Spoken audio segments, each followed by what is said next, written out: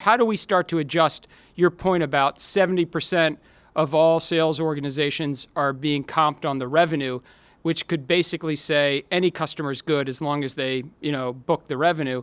How do we move to a more purposeful relationship with the customer that has deeper implications on their value? Sales and selling, for whatever reason, the reality is it is the most context-specific part of the so-called value chain.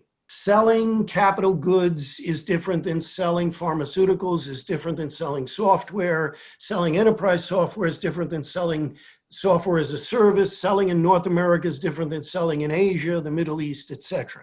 Very context-specific.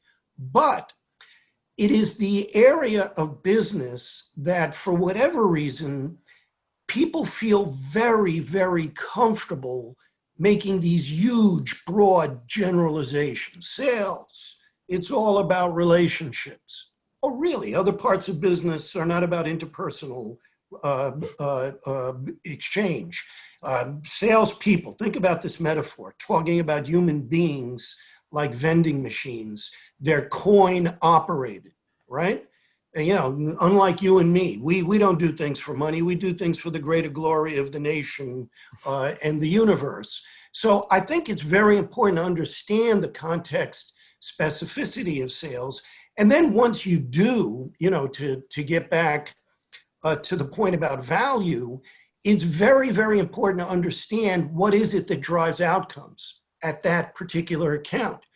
What is it that they see as success? And notice this is a descriptive process, not a prescriptive process. You first have to understand where they are in order to move them to wherever you want them to be. So I think those basics about buying and selling still hold. And in an increasingly data and information-rich environment, trying to do that without the right tools, what's that old saying? Life is tough, but it's even tougher when you're stupid. I mean, that's part of what's going on because of the sustained data revolution that's affecting buying and selling and privileging buying thus far.